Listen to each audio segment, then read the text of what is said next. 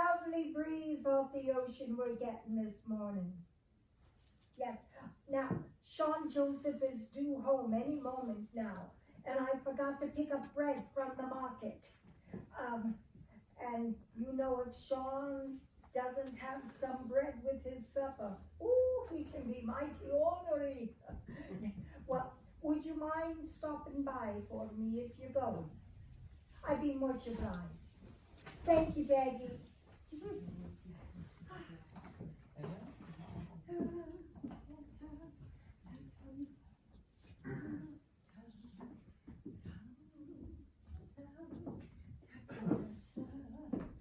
And you'd better not be stopping by the saloon on your way home tonight, Sean McCoy.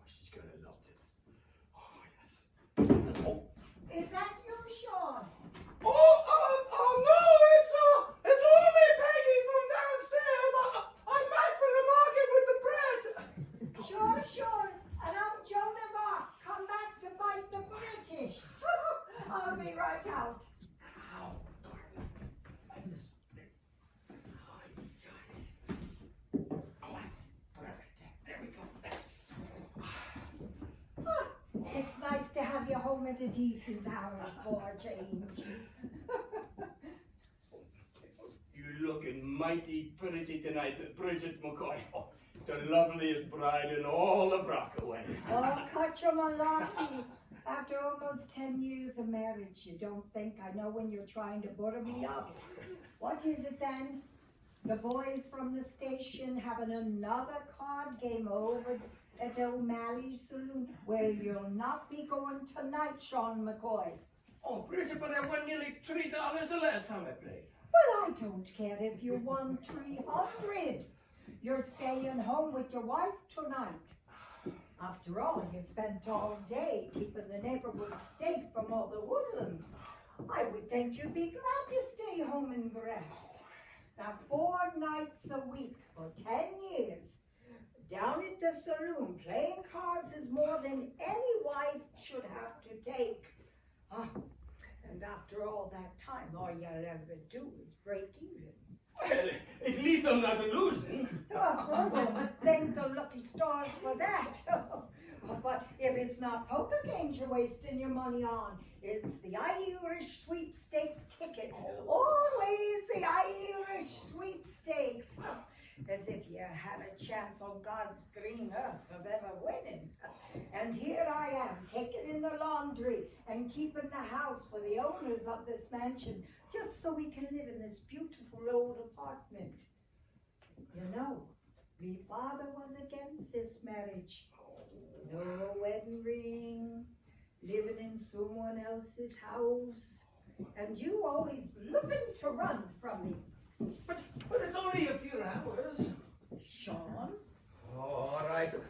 But someday I'm going to show that father of yours. I'm going to buy this house for you and a beautiful wedding ring. It is short from your lips to God's ears. But what would make me happy would be for you to stay home with your wife tonight. Oh, I suppose we could stay here and listen to the recordings on the Victoria. Or maybe we could... I just did that too. Oh, you're looking mighty pretty tonight, Mrs. McCoy. Come then, let's have a little dance. To no music. Oh, who needs music when you're married to a fine Irish tenor like me? Oh, let me call you sweetheart. I'm in love with you.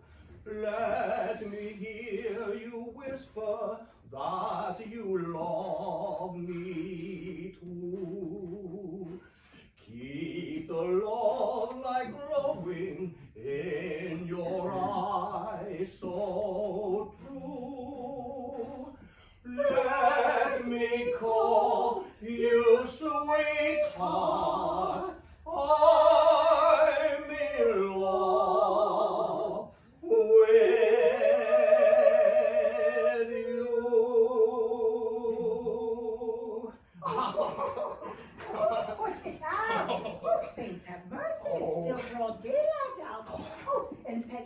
up any minute from the market. Oh, so bar the damn door. Such language. Peggy won't be up tonight. I met her coming in. I told her to forget about the bread tonight. Well, why would you tell her such a thing? Well, I figured, we may be a little busy, if you know what I mean. Well, it's not even the 15th of the month. Oh. Now, Sean, you know we decided against having any more children. Oh, but we can afford more children now, Mrs. McCoy. Oh, don't be telling me you finally got that promotion, Sean. You bet I did. Oh, I can't believe it. The New York City Police Department finally realizing what a gem they got in the policeman like you and making you a sergeant. Even better. How better? They skipped me a grade straight up to lieutenant. Oh, how'd they do that? Well, you have to have a little pull to get things done in this city. You remember me second cousin Bob Clancy, yeah? He works for the city council in Manhattan. Oh, of course he was at our wedding, wasn't he? That's right. He pulled a few strings. Oh, it's wonderful, Sean. But wait, it gets even better. How better? I've been assigned to the mayor's detail. Oh, it comes with a big raise and the fringe benefits. And we get to move right into the private quarters next to Gracie Mansion. Oh, and it's strictly for the mayor's security force. Move away from Rockaway? Yes. Oh, but I couldn't. I love this apartment, this neighborhood. All my friends are here, me family. What do you mean? Most of your family's still on the other side. This house is nearly 40 years old. The one in the city is practically new. But I love this place. Couldn't you just travel to Manhattan every day? Travel to Manhattan from Rockaway Beach. Or do you know how long that would take me? Oh, I'd have to drive the buggy to the train station and then travel to Brooklyn and then catch another train to Manhattan. Of course I remember. I know how long it takes to remember. You took me to Manhattan to see that show for our 5th anniversary. Oh yes, the Follies. All those dancing girls. Well, it was a good show. Gee, I don't suppose there's any chance that you would turn down the promotion so we could stay here. Turn down the promotion after all the strings me second cousin Bob had to pull. Oh, but this has been our home for almost 10 years. All those memories. Please, Sean, for your Bridgette. Well, I guess I could stay at the Rockaway precinct and take that promotion to sergeant, but it won't be as much of a pay increase, mind you. Oh, I don't care about the money. All I care about is being in the home that I love with the man that I love. If it means that much to you, Bridgette Betty McCoy, then here we'll stay. Oh, you made me so happy, Sean. Oh, I can't wait to tell Peggy downstairs the great news. Oh, yeah, you go to tell her. Oh. Okay, and I'll take out the trash. Oh, that's a good idea. You go do that. Oh, wait! Bridgette! Come back with the trash! Bridgette, come back with the trash! You finally gone crazy, Sean McCoy. What are you grabbing at? The wastebasket! Where the aims and the love, it's not the wastebasket you be grabbing. Well, it's a little darker in the hallway. Where is it? Where is it? Here it is. I know it's a little early, but for our anniversary, but I was just so excited. I couldn't wait. Here you go, sweetheart. Oh, thank you, Sean. Oh, such a thoughtful man. You give me a linen for our anniversary, but why'd you throw it in the trash? A linen? Oh my God! Where is it? What the hell are you talking about, It Sean? fell on the floor by the door. Go look, Bridgette. All right, but what is it? Oh, I can't believe it's gone. All those nights saving up. It may have fell between the floorboards. It went straight down to the first floor foyer, if not straight down to the basement. Whatever are you talking about, Sean? Oh, a ring. A wedding ring. Oh, the most beautiful ring you could ever imagine. And I bought it for you because I remember what your old man said back in the old country, how I had never amount to anything, how I couldn't even afford to buy you a wedding ring. So I've been saving up, Bridgette, squirreling away money each week so I could buy it for you, and now it's gone. It's just lost forever. I guess your father was right. I'll never amount to anything. Was it a pretty ring, Sean? Was it pretty? Only the most beautiful ring Mr. Corwin had in his shop. I had him put it on layaway. So I wanted my Bridgette to have the very best when I could afford it. And now it's gone. Oh, that sounds like some special ring. Oh, that it was. Well, perhaps if you could describe it to me, we could look for it in the lobby. It's no use. We'll never find it. I wouldn't even know how to describe it. Well, does it look something like this? Why, it looks exactly like this. Oh, Bridgette, you found it. Oh, how did you do it? Oh, Sean, I don't know what to say. It's so lovely.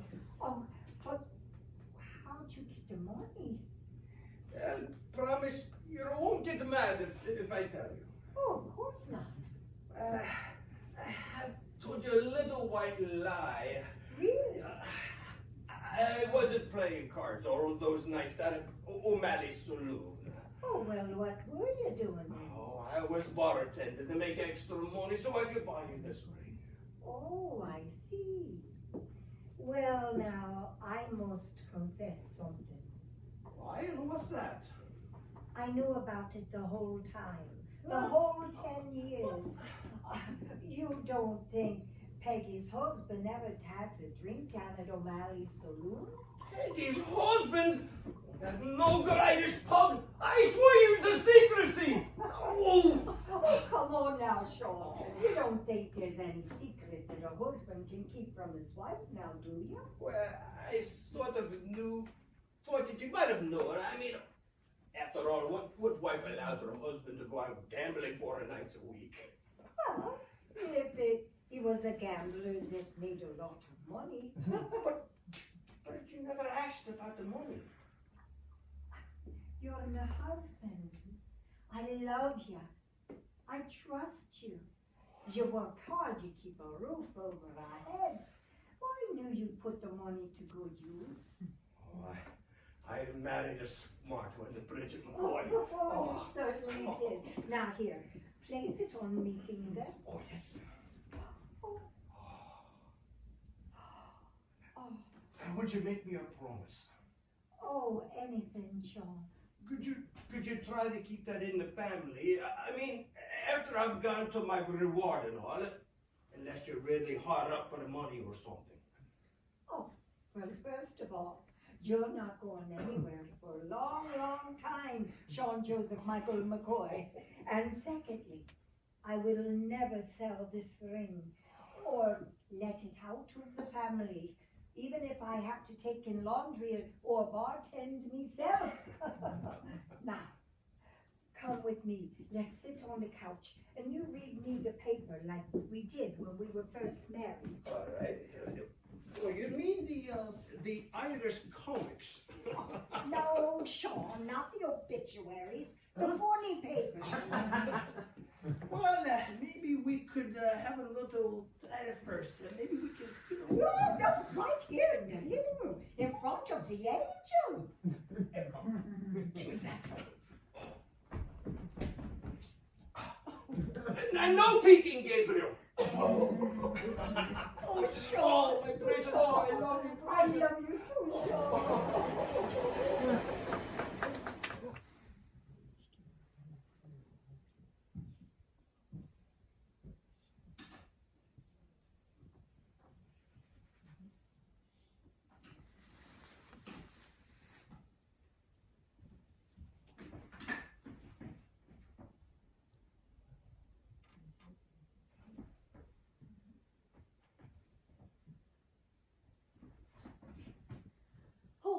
Cupid.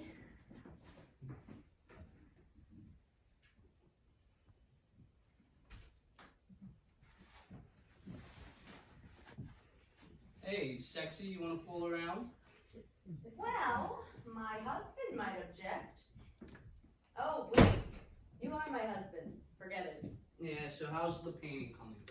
I think I'm just about there. And why are you so late? I'm sorry, we were working on a case. Hey, listen to this one.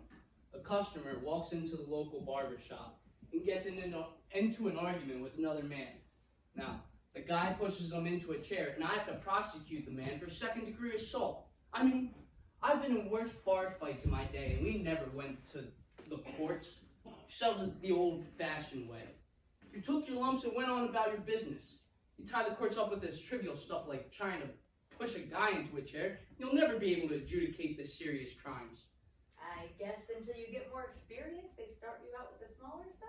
Yeah, but I didn't go to law school for barbershop hijinks. I want to prosecute real criminals, drug dealers, murderers. You'll get your chance, Joe. You just have to be patient.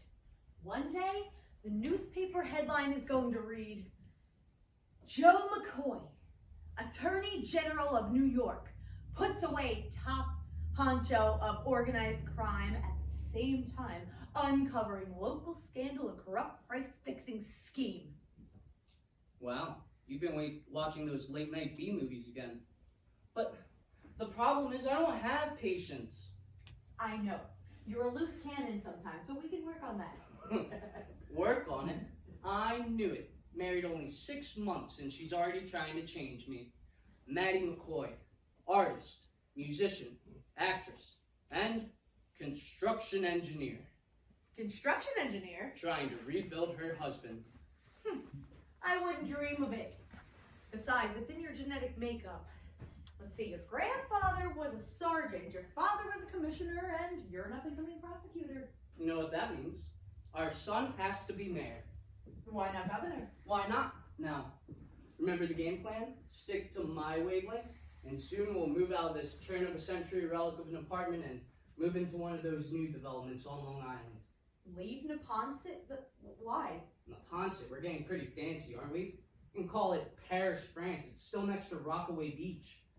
I love this place, Joe. The woodwork, the craftsmanship. We have our very own angel watching over us. You can't find a home like this in the suburbs. Besides, we both grew up here, and I love the beach. There are beaches on Long Island. Not Rockaway Beach. You were a lifeguard here. The boardwalk and Playland amusement park. Your family at Breezy Point. I love that little beach bungalow. That's the best investment that your father ever made. Can you believe he plunked down that shack for $10,000? Times change. British invasion. World's Fair comes to New York. The prices of houses goes up. Oh yeah, that's why we're renting my grandmother's place. It is a wonderful apartment in a beautiful Victorian mansion. I don't know how your grandfather was able to afford this place on a policeman's salary. He won the Irish sweepstakes. Anyway, this apartment is the perfect environment for me to do my painting. I'm just glad to see you sitting down. What do you mean? What I mean is whenever I came to visit you in that loft you're staying in Greenwich Village, you'd be standing on your head or chanting or doing some other weird hippie stuff you beatniks do. I'm not a beatnik. I'm artsy. I think you're a little mental. Just my luck. I'd fall in love with a mental hippie chick. But you love me a little mental. I know. Why is that? I think Freud would say it has something to do with your childhood. Freud, next you're gonna have me analyzing ink blots. Maybe, but for starters, what do you see in this picture? Well, isn't it perfectly obvious? That's a hungry husband who just came home starving to death because there's apparently no dinner waiting. I'll tell you what. Why don't we arm wrestle to see who makes dinner? Forget it. Remember what happened last time? All those doctor bills? I didn't get that cast off my wrist for a month. I promise I'll be more gentle this time. No arm wrestling. Draw a high card from a marked deck. Nope. Flip a coin. Fine. Call it in the air. Heads. Nope. Tails. Uh-uh. It has to be one or the other. No, it doesn't. I flipped a loose button from my jacket. And you call me names. Yeah, I may be mental, but you're crazy. Crazy, am I? Joe, you've got that look in your eye. Crazy, crazy, crazy. I'm crazy mad for you. Now, Joe, if you don't cut it out, I'm gonna have to have you prosecuted. Crazy, crazy, crazy. I'm crazy mad for you. Wow. Now that we took care of dessert, what do we do about dinner? Well, I already called in an order from Sam's Deli on 116th Street. Wait, Sam's is delivering again? No, I thought that kid quit. He did, but he hired a new delivery guy. Well, I hope he's wearing a bulletproof vest. You see, it's what I mean about this neighborhood, Matty. Things are really changing. I should know. I see the cases coming in. Drug pushers are moving in. That amusement park is turning into a sewer. Matty, it's not a safe place to raise a family anymore. Not like when we were kids. But I need to stay in city limits to go on auditions. Are you kidding? We're in a two-fare zone out here. The Long Island Railroad would get you into the city much faster. Well, we're not moving today. We can't afford it. We'll talk about it another time. Yeah, maybe I should have gone into private practice. You know, I could be making a lot more money on ambulance chasings and house closings than I can on an assistant DA's salary. You could, but then you'd be miserable, you'd sulk around, and then I would be miserable watching you. I would have to divorce you and resume my acting career in LA, which, if you recall, I was on my way to when you waylaid me and conned me into marriage. Let's face it, Joe, you're a natural crusader. Know me like a book, don't ya? Like a book. You know, Matty, if you want to go to Hollywood and give acting a shot, I wouldn't stop you. I'd be right there behind you. You would give up your career for me? Hey, there's crime in LA. I'm sure they could use my services there. And they need good actresses in New York just as much as they do in LA. Wavelength? Wavelength. We're on the same wavelength. We're on the same wavelength. Here it goes again, and I'm supposed to be the flighty one in this relationship. Oh, you are. I'm just trying to stay on your wavelength, your wavelength, your wavelength, your wavelength. Put your libido away for a minute. Oh, but Matty, you don't understand. I love possible sex. Yeah, we all do. But later. Oh, but I'm in love. Right now, I think you're just in lust. Oh, but Matty, possible sex. Do you know how exciting that is? That's almost as exciting as, well, actual sex. I'll remember that tonight. I said almost. Hey, I'm the hippie. You're the conservative lawyer who comes from a long line of cops. I'm the one that believes in free love. What are we even doing together? Usually you guys are trying to arrest me. Boy, handcuffing you sounds like a pretty sweet deal right about now. Real cut up you are. Just like your father. I don't know how your mother put up with him all those years. You made her laugh. To say the least. And you make me laugh. But Joe, Yeah. it's great that you like to make me laugh, and I know why you do it. You do? Why? Because your mother died when you were young. It's a natural reaction. You try to make other people laugh to mask your sadness. I thought you majored in theater. Minored in psychology. Too young she went, Matty. Such a talent. A real talented woman.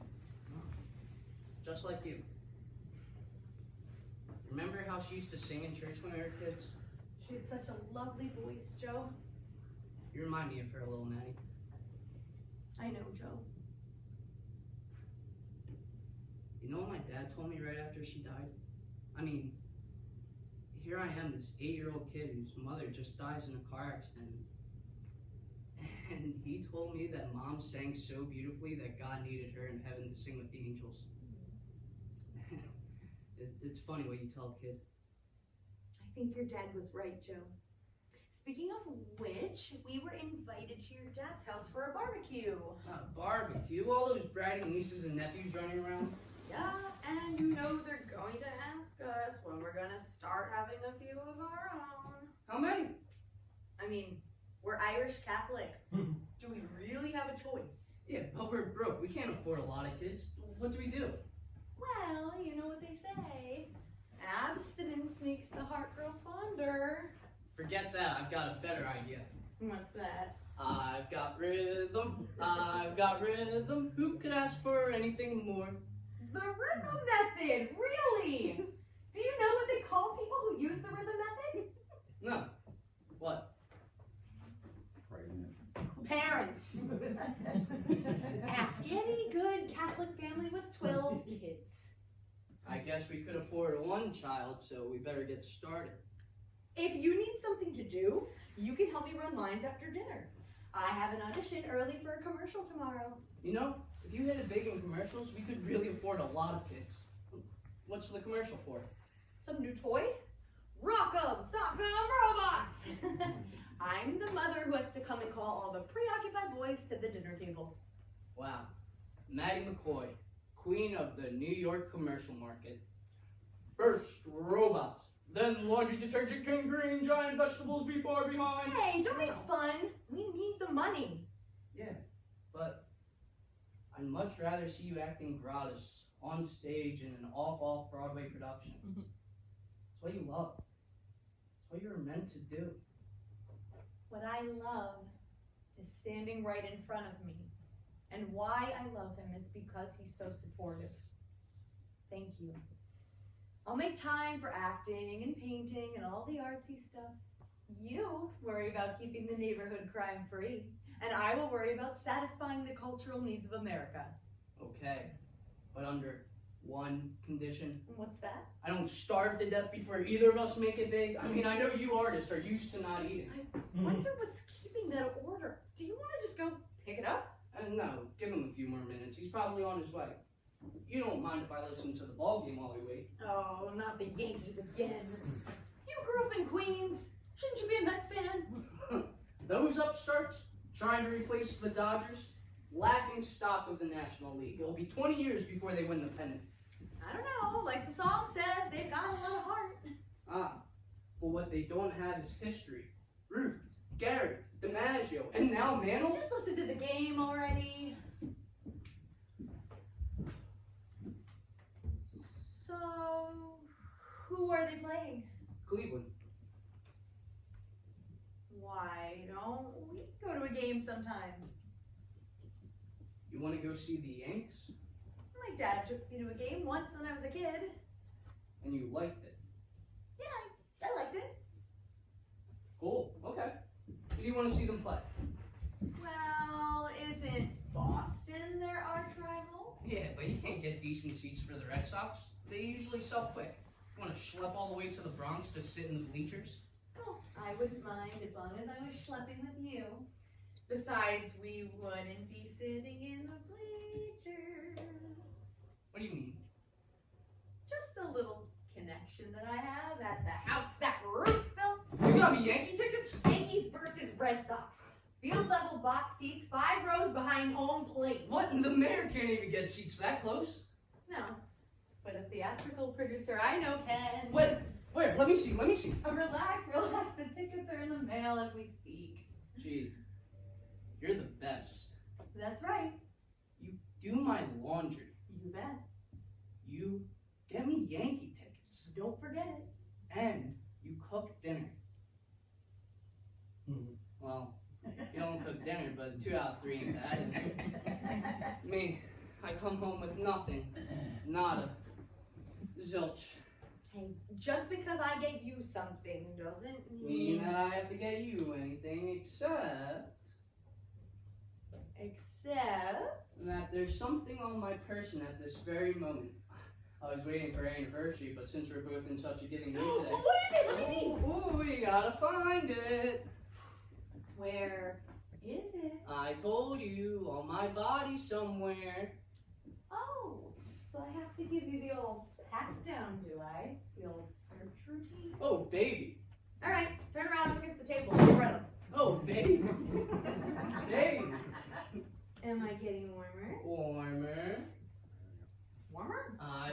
rhythm. Bingo! A winner every time. Joe, you didn't. We can't afford it. How did you get the money? I didn't. Besides, you can't put a price on that. Go ahead, open it. Your grandmother Bridgette's ring. Joe, you know that your kid's sister wanted this for when she gets married. Yeah, well, she's not married yet. And she knew how much you loved it. But it's not fair to her. It was left to the both of you, the two youngest grandchildren. It's so valuable. Relax. I'm a lawyer. I negotiated with her. I get the ring and she gets free legal service for the rest of her life. And with a crack attorney like me, she might be the one making out on the deal. Joe, it's so beautiful. Thank you. And thank your sister. Now, who's in lust? Read the inscription. I just got it done. In veritas, in fidelis. In truth, in fidelity. Always, my love. I promise, Joe McCoy, to always tell you the truth and to always be faithful. You got that right, lady. Lady? Crazy lady. Crazy lady? Crazy artsy lady. Crazy artsy lady. Crazy artsy lady. Enough. Oh, but I can't help it. I love you too much. I love you too much. Don't make me get the straitjacket again. Oh boy, the handcuffs and the straitjacket. Again with the handcuffs. You're not getting that lucky. Oh, what a shame. What, that you're not getting lucky? No. It's that no matter how hard I try, I can't find one thing wrong with you, Mrs. McCoy. I just thought of something. You did? What? I'd say you're a little lax in the nourishment department. I mean, food once in a while wouldn't hurt. I'm sorry. Do you want to call and see what's keeping the order? No. What did you say earlier? I need to learn patience. But from here on in, I demand a gourmet meal cooked dinner when I arrive home from a hard day of work. You're right. Oh my God, you're serious? Got you. What do I care about food? I got married for the great sex. By the way, when does that start? Never, if you keep cracking wise like that. I knew it. I'm nothing but a sex object to you. Now that is not true. You're a sex object that gets great seats to the Yankees. That does it. You are sleeping on the couch tonight. But we don't have it. Yeah, how about that? I hope your back is strong. That floor is mighty hard. Matty, baby, come on. You know I'm a big kidder. I don't know. Something said in jest. What did I tell you about being serious? You go and give me this beautiful ring. It means so much to me. And then you go and you revert right back to that foolish behavior. Is this how you are at the courthouse? No wonder they don't give you any serious cases. Now that's not fair, Matty. I take that job very seriously. You know that. All I see in that courthouse all day is crime. Drug addicts will do anything to get their next fix. Welfare mothers who sell themselves to put food on the table. Idiots who get into squabbles in barber shops. You think I don't want to laugh? You want to laugh just to desensitize yourself from all the crap that you see. Well, I can't laugh down there, Matty. So I come home to you, and I joke around with you, and you make me laugh. Believe me, there are days I walk through that door that I pray that you're home to cheer me up when I get home. Matty, I need to see your face to know that there's still a reason to fight for these people. Before you, there is no one. There is an empty apartment, a bottle of beer, and some leftover pizza. But now I have you. I need you, Matty. I hate to admit that I need anybody, but I need you. This ring I gave you, in truth, in fidelity, the truth is I'd be lost without you. So even if it seems like I'm not being serious, look at my actions. How I beam when you're on my arm and we're out in public? How I'm there whenever you need me. And vice versa. Man, I was never more serious about anyone in my life.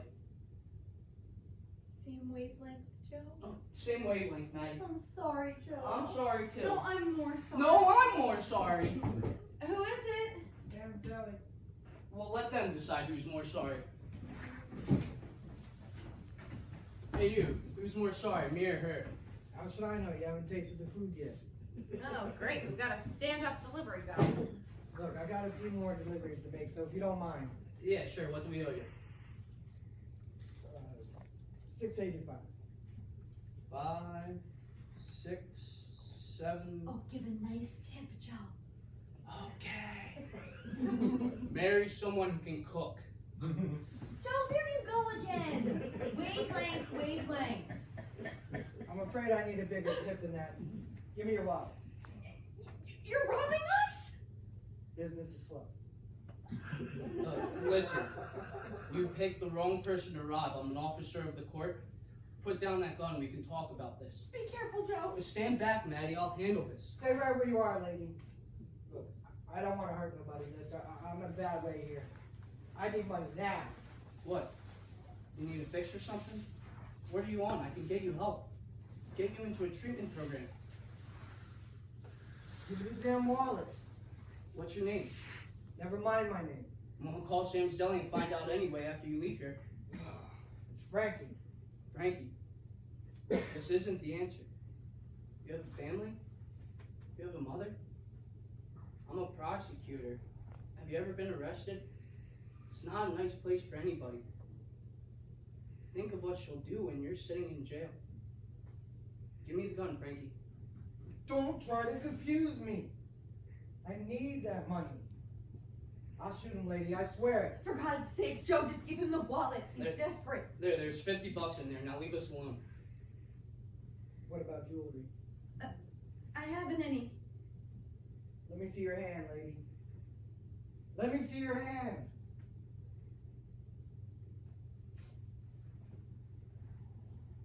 The ring. Give it to me. No, you got the money. Now get out of here. Look, lady, I'm in a real bad way. Give me the ring. Here, just take it. On the table.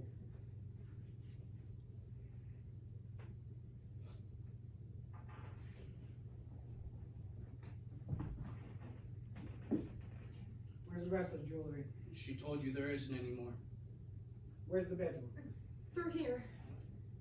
Okay, let's go. Give me that ring, you punk! Ah, give it to me! Give it to me! Ah!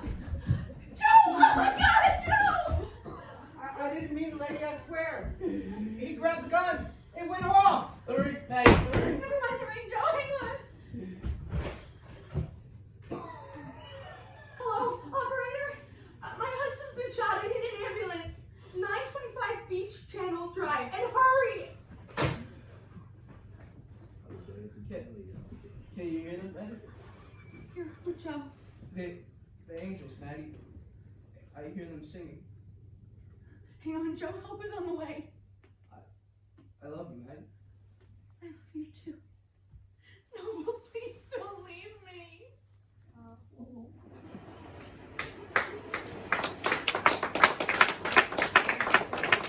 it. Oh, great. I can't write plays in this environment.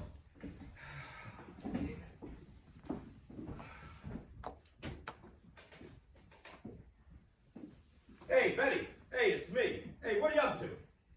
Watching TV. Oh, yeah? What are you watching? Crime Story. Channel 7? No, I'm not watching. They repossessed my TV last week. Yeah. Oh, besides, I live in the worst neighborhood in Rockaway. If I want a crime story, I'll just look out the window and watch the muggings. Hey, what did you think about the play I sent you? A part for you. Why, did I promise you a part? Hey, you can't hold me to that. I promised every actress in town a part. Yeah. Oh, hey, listen, I'm gonna have a table reading here next week. Hey, could you bring a table? I sold mine. No, No, I'm kidding. No, I'm not gambling again. Hey, are you nagging me? I thought you had to be my girlfriend to have that privilege.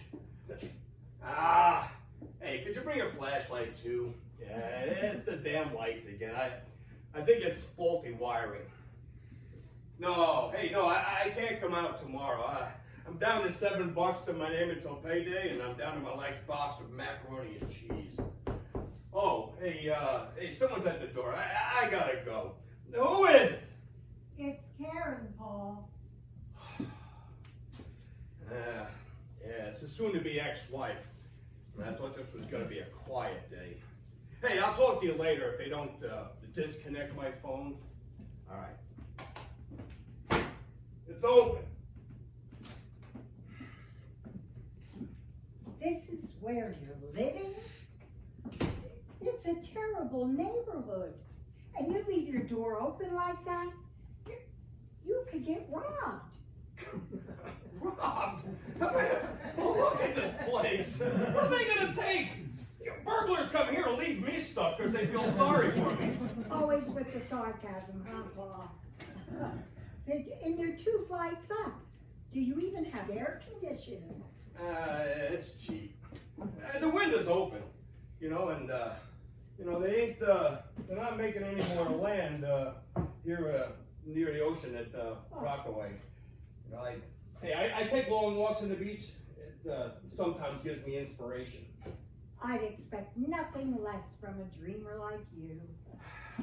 Who's that, your bookie? And it's peaceful, usually.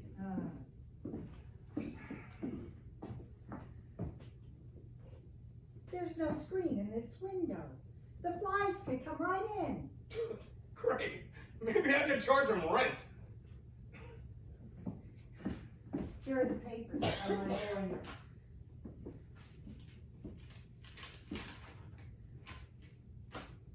Guess I should have a lawyer read them. Sounds like a smart idea to me. Hey, how are the kids? The children are fine. Not that you really care. They never hear from you. They're grown. They're teenagers, Paul. Don't you remember what it was like when you were a teenager? Well, now I'm dealing with it alone. Hey, listen, do we have to get into the drama again? Because I really don't want to. What happened to us, Paul? What happened to you? People change. I'm not the one who wanted to get a separation or divorce. Hey, we both knew it was better this way. I mean, why should the kids see us fight? I grew up like that. It's no better living in a dysfunctional environment than it is a stable one-parent home.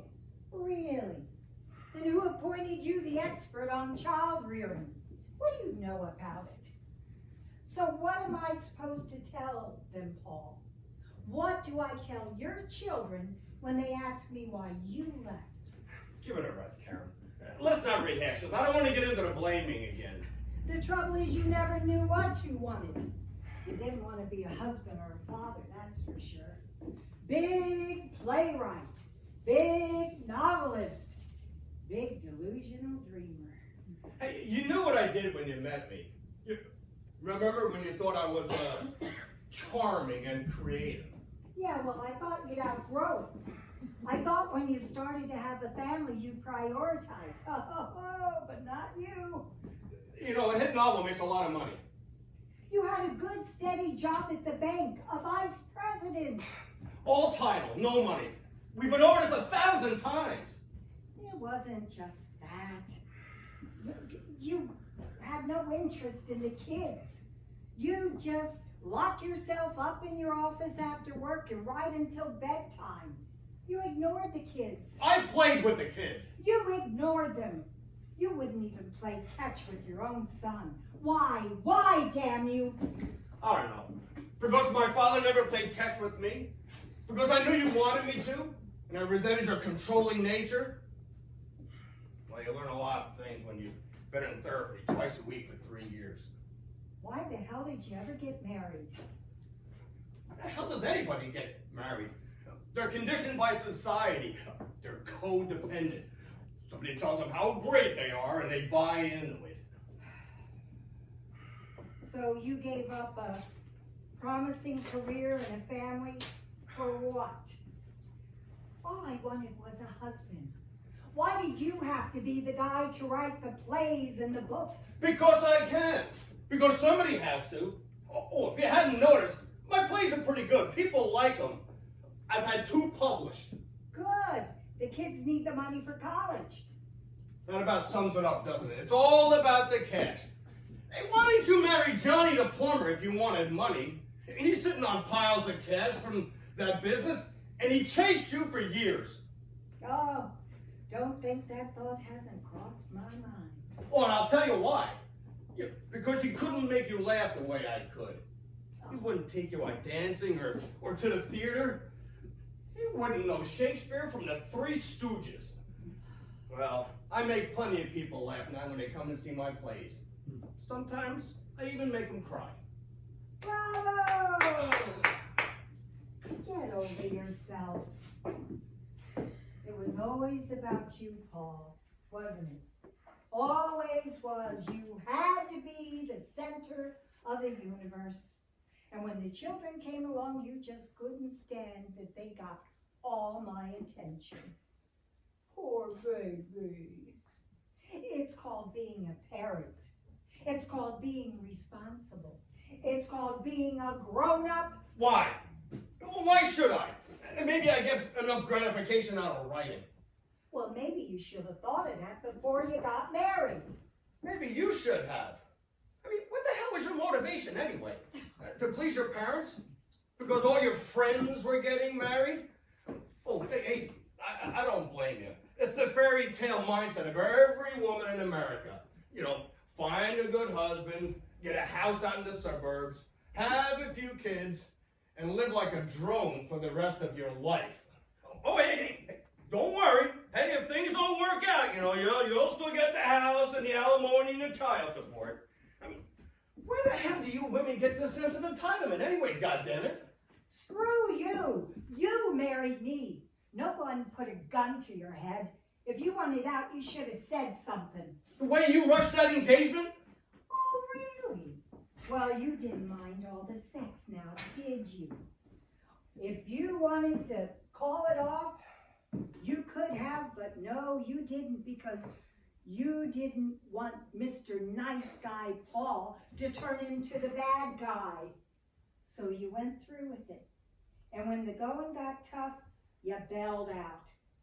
So yeah, we women do get a sense of entitlement. It's what we deserve for bearing children and keeping the species going, thank God, while selfish, self-absorbed dreamers like you go off into their own little world. Why don't you try being real for a change, Paul? Because when push comes to shove, you know what women really want? Someone they can depend on. Someone who has their back. Someone who's truthful. Take this ring, for instance. The one you gave me? You think I didn't realize it was secondhand when you gave it to me? Well, I played along because I knew you didn't have a lot of money and that there was no way that you could afford a new ring that beautiful. I'd really love to know where you really got it. Was it one in a card game? The local pawn shop? But you'll tell me, never tell me, because you can't stop lying. Not to me, to your friends, or to yourself. You know, maybe you should read the inscription. Or did you even know there was one? It says, in veritas and infidelis. Hey, I never cheated on you. That wasn't the part I was talking about. This wasn't all my fault. Excuse me? This failed marriage, it wasn't all my fault. Oh, don't worry, Paul. I'm not blaming you. I blame myself for believing that you were capable of giving me what I needed. I loved you, Paul. Do those words mean anything to you? The kids loved you. Do you remember the vacations we took? All those Christmas mornings? The birthday parties? We were supposed to be a team, Paul. We were supposed to raise our kids together. You think it was easy for me? You think I don't miss them too? What about me, Paul? Do you miss me? I don't know, Karen. I just don't know. You said it yourself before. I don't know what I want. I mean, maybe I never will. Well, I think 3 years separation is long enough for you to have figured it out. I've waited long enough. But, you know, on second thought, I think I'll keep this ring. Like hell you will. Oh, what's the matter, Paul? Things a little tough? You need the extra cash? You see how I live? What the hell do you think? Well, why don't you use it to pay off some of the back support you owe me?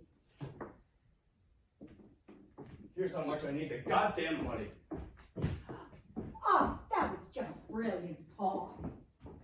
But then you always did have a sense for the dramatic.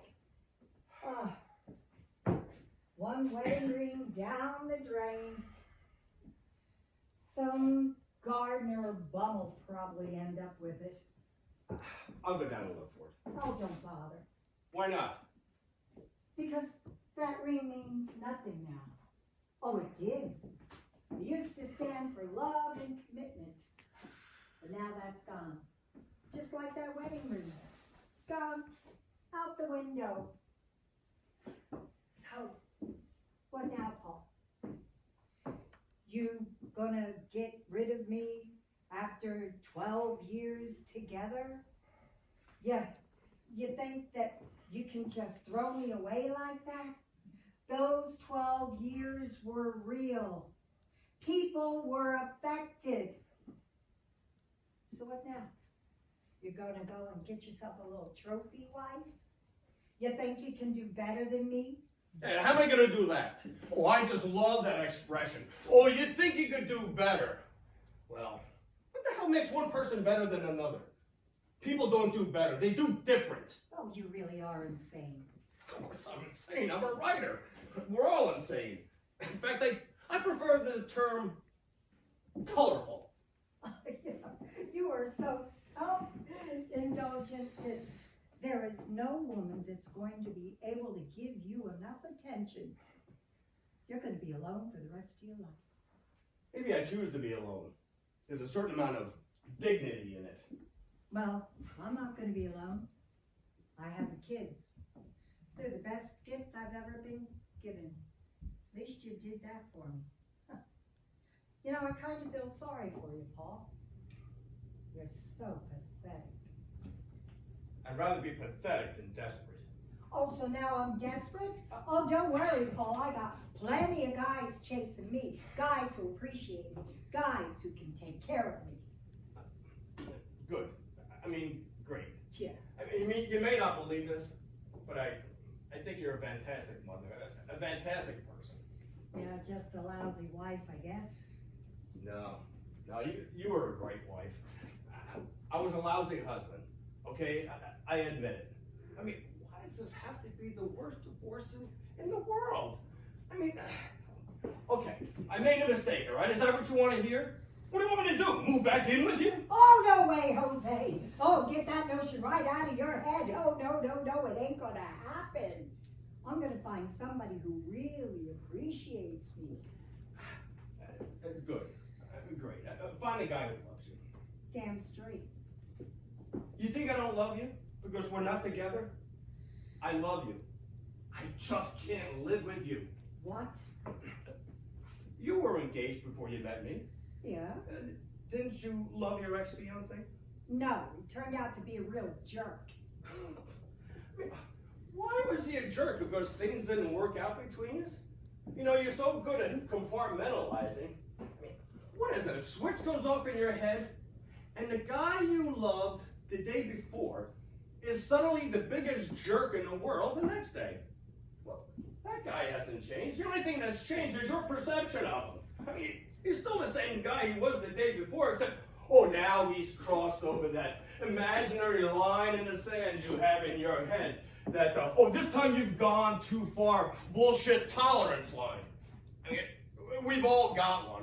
We're all just one screw up away from being out of a relationship. It's why the divorce rate is so high. So don't stand there and tell me that you didn't love him. The correct answer is we did love our ex-boyfriends and girlfriends and husbands and wives. We just choose not to admit it. I mean, we're all just human beings. We're just selfish creatures. We don't love someone because we think they're great. We love another because of the way they make us feel about ourselves. It's just self-motivation. It all goes back to our egos. So who am I gonna love, Karen? The person who tells me that my plays are great?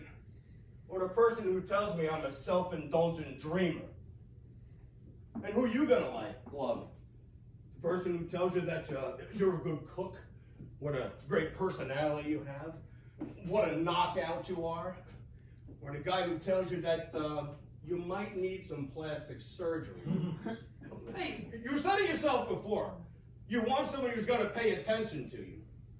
Well, nobody's as pure benevolence as they think they are. Oh, and another thing, as much as people say they want honesty in a relationship, they're full of shit. Honesty is the last thing anybody wants to hear. I mean, we all just want to be lied to, including myself. You know, but at least I realize it when 99% of the population doesn't. Relationships most often break up when people start being honest with each other. Not normal, grounded people. Oh yeah? Name me two. I'd like to meet them. It's probably why I'll be alone the rest of my life. Well, I've started being honest with people, especially women.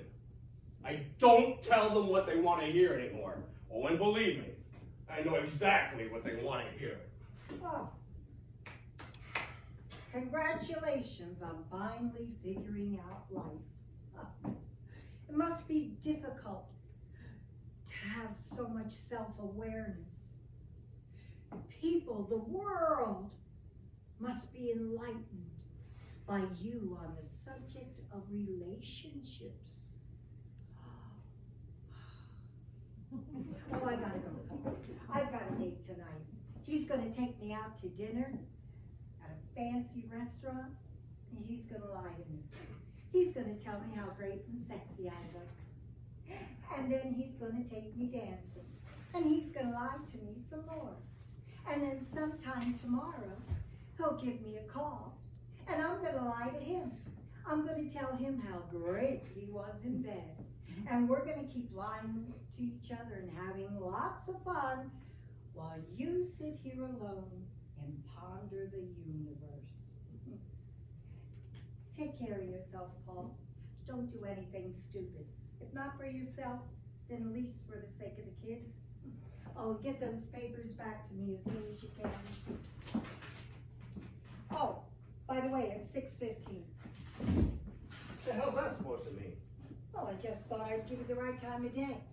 It's the last time you'll even get that from me. What? No goodbye kiss? There is a certain amount of dignity in being alone. Hey kid, get off the lawn! Don't play in the beach!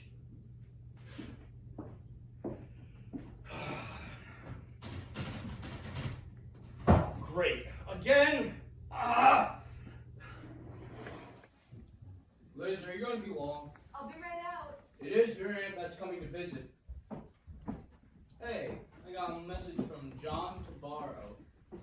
So, how do I look? Pretty. Beautiful. Astonishing. Yeah, I know. But how do I look?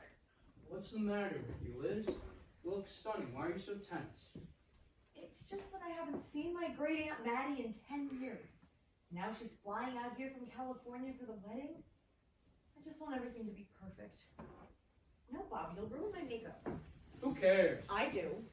Listen to me. You're perfect. Your aunt is perfect. In 2 days, we'll walk down the aisle, and be perfect together for the rest of our lives. In our little love nest apartment.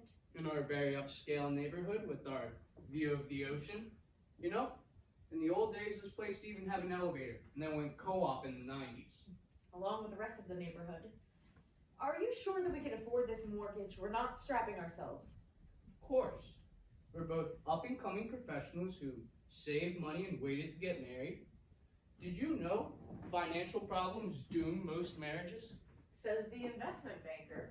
Well, that's not going to happen to us, because you happen to be marrying a financial genius. Even despite this protracted recession, are you sure that everything's okay at the office? Why do you ask? Well, I got my 401k statement, and it's become a 201k. I'm sure I can give up Wall Street and go back to what paid my college bills.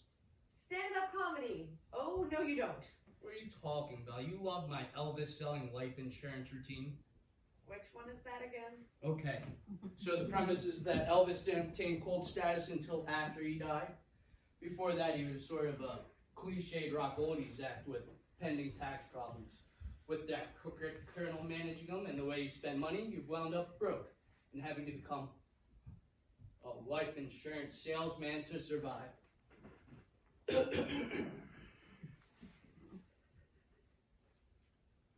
Hello, Mr. Smith. It's Elvis.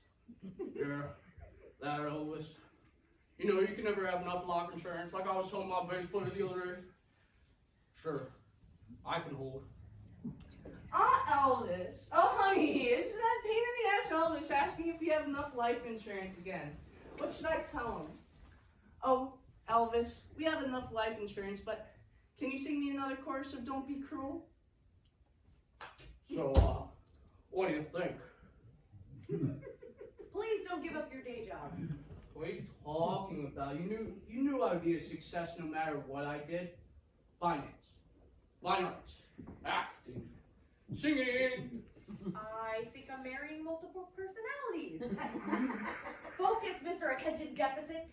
But finance is so mundane. I've conquered the world of finance. I need a new challenge. What's my next big challenge? Why don't you try putting the toilet seat down after you use it? Sure, that's rich. Make fun of boy genius. It's all about you, isn't it, dude? You know it, dudette. Dudette. Dudette, a female dude. That's not a real word. Well, neither is dude. I'm pretty sure that dude is a real word. Let me Google it and find out. It's not that important. No, you ask. Now curiosity has gotten the better of me. Dude Ranch. What? Dude Ranch. My grandfather used to take us upstate to a dude ranch every year. It's where you ride horses and stuff. It was a family tradition. And dudette is not a real word. Dude is gender neutral. Dude. We'll see. Dude, an English slang word used to describe a male person. Ha! A male person? I'm right as usual. Keep reading. The word may also be used in the manner for a female. You're wrong again, as usual. Other older definitions of the word exist. A particularly well-dressed male or someone who is unfamiliar with life outside a large city. These definitions go hand in hand, i.e., an Easterner in the West. Hence the term dude ranch. I'm right again on all accounts. Pay up. You didn't bet anything. But you've given me a great idea. We honeymoon at a dude ranch upstate. Or we go to Hawaii as planned. So what did John Tabarro say? Is he coming? He said he wouldn't miss the wedding for the world, and he'd be there with bells on. Isn't it wonderful how all of our friends, all the people that grew up in this very neighborhood, are all coming from parts unknown just to be with us to celebrate? Liz, the only person who I want to show up is standing right in front of me. The most important person to me in the world. Bobby, you know that I feel the same way. We're going to be so happy together. How can you not when you know you're going to be spending the rest of your life with your best friend? Always. Okay, she's going to be here any minute. I can't believe I finally get to meet your old spinster Aunt Matilda. Matilda. It even sounds like an old spinster aunt name. She's not a spinster. She's a widow. She lost her husband not long after they were married. She never remarried? Well, my mother told me that she lost the love of her life and nobody could ever replace him. That's very touching. Bobby, if something were to happen to me, would you, I mean... I don't even want to discuss the subject. But it could happen, you know, something could happen to me and I would want you to find somebody else. I wouldn't want you to be alone for the rest of your life like my Aunt Matty. Listen to me. Nothing is going to happen to either of us. We're both going to grow old and spoil our grandkids. It's going to be a great wedding. Which reminds me, I've heard from the orchestra, we're going to have strolling violins at the cocktail reception. Oh, how elegant. And then Hawaii. 2 weeks in Hawaii, the most beautiful sunsets in the world. Tell me about Maui again. We'll be staying in a quaint hotel in the old whaling village of Lahaina, and in the morning, you can go out on your balcony, look out at the ocean, and see dolphins jumping out of the water. I can't think of a more romantic place on earth. You know what really makes it romantic? What? Being there with the most beautiful woman on earth. Unfortunately, your sister's not available, so I'll have to send you. You're gonna pay for that one, mister. I'm sorry, Liz. I was just trying to break the tension. I'm a little nervous about meeting your aunt. Do I have to remind you about my strong dislike of callous sarcasm? It was stupid. I apologize. Don't make me beg. Let me hear it. Oh, but it's so demeaning. Why do I have to? Because I'm the woman, you love me, and you will never find anyone as kind, wonderful, or exciting as I am. That's it? Do you feel like ever having sex again? I'll say it.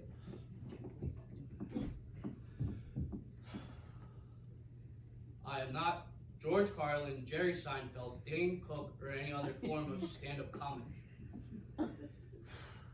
I am an investment banker. There, you happy? Very. So that means tonight, you know... We'll see. Ooh, I'm vibrating. Oh, no. Actually. Hello? Oh, hey, Steve. Steve from the office. What? No, I don't understand. Compliance already approved that deal. It's gone. It's all gone. No, I'm getting married in 2 days. What am I going to do? No, what did Jack Saunders say? Jack too? No, I don't know what I'm going to do. Is there anyone I can call? In HR? Okay. All right, yeah.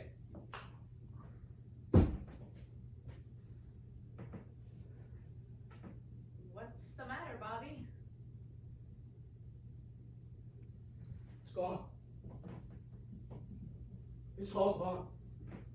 What's gone? My job, my 401k, the whole damn firm. The CEO was embezzling funds from the clients, the SEC stepped in and seized all the assets. I'm finished.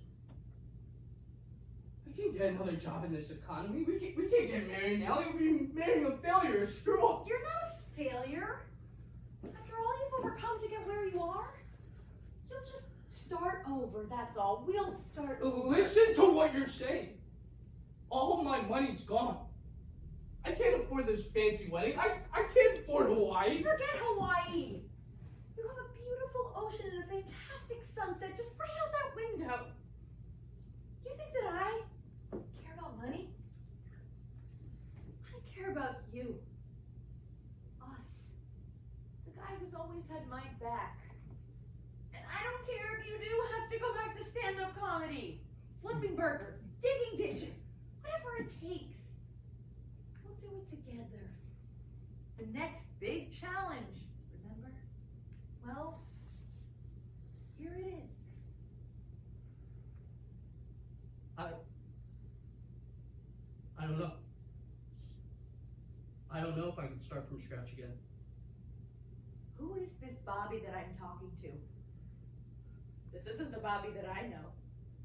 This is not the Bobby who worked his way through college and helped support a single mother. This is not the Bobby who wouldn't let anything stand in the way of his goals. Maybe I am marrying the wrong man. No. No, you're not. I've still got connections. And as a matter of fact, John Tabar tried recruiting me last year. Remember? I've got friends. Good friends. We'll be fine. I know it will. That's probably my aunt. I'll see who it is.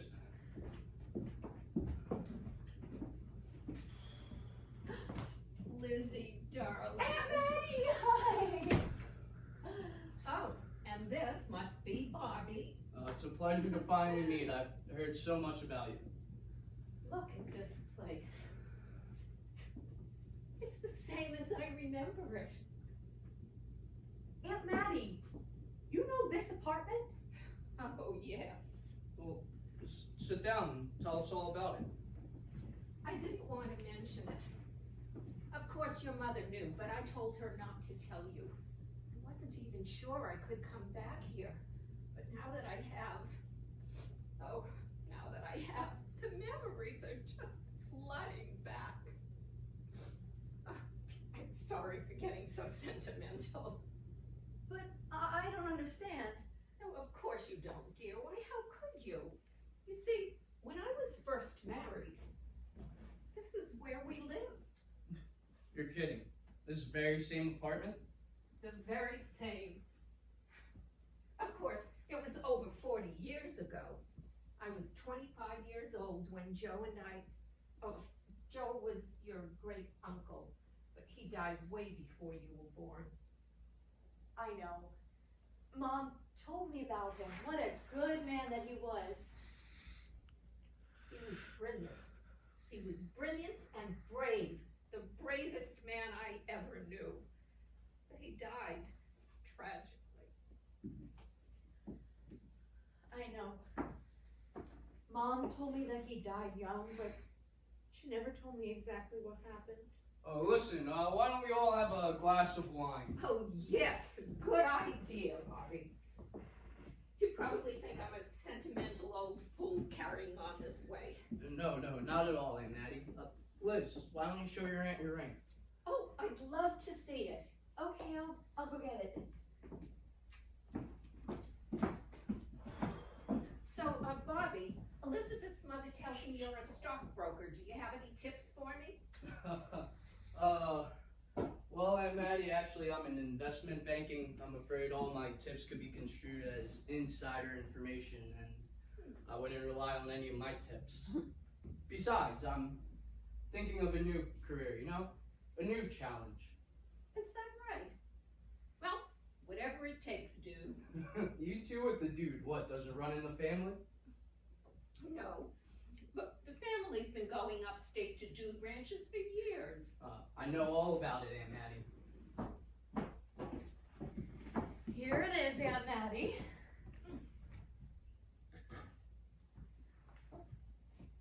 Isn't it beautiful? You will never guess the story behind it. It's inscribed, you know. Yes, I know. And Veritas and Fidelis. How could you know that? I haven't told anybody that, not even my mother. Bobby, where did you get this ring? That's the best part of the story, Aunt Matty. Bobby's had this ring since he was 9 years old. He was playing out on the lawn in this very neighborhood when he was a kid. Bobby, what exactly were you doing again? Well, we were playing toy soldiers in the grass. I saw this shiny object glistening, and the sun was glistening off of it. And I brought it home. I showed it to my mother. We reported it to the police, but nobody ever claimed it, so we got to keep it. I told my mom to sell it. Our dad had just left us, and I knew she could use the money, but she told me to keep it, to save it and cherish it. And one day, and that right woman came along, I would know and give it to her. So, that's exactly what I did. Isn't that the most beautiful story that you've ever heard, Aunt Matty? Yes, it is. This is truly a ring to be cherished. Never let go of it. Bobby, I want you to promise me something. Sure, Aunt Matty. Once you place that ring on her finger, don't ever let her take it off, ever. Sure, Aunt Matty, I promise. And promise me that you'll always love her. It's impossible for me not to. Well, I believe that. But Aunt Matty, how could you know about the inscription? Oh, well, that's not important. Maybe in all the excitement you did tell your mother and she told me. No, I don't think so. Well, let's not worry about it. We have a wedding to plan for, don't we? Aunt Matty, can I ask you something personal? Of course, Liz. After all these years, do you still think about Uncle Joe all the time? Oh, yes. It's not a day that goes by that I don't think of him. You see, I made him a promise too, and I love him as much today as I did the day we were married. God bless you, Joe McCoy, and Veritas, and Fidelis. Let's sit down for a minute, because on second thought, I think I should tell you the story of the ring. It started in 1917 with your great-great-grandmother, Bridgette McCoy. She and her husband, Sean, moved in here around the turn of the century. Sean was a policeman, but when they got married, he couldn't afford to buy her a gold ring, so he began restriction.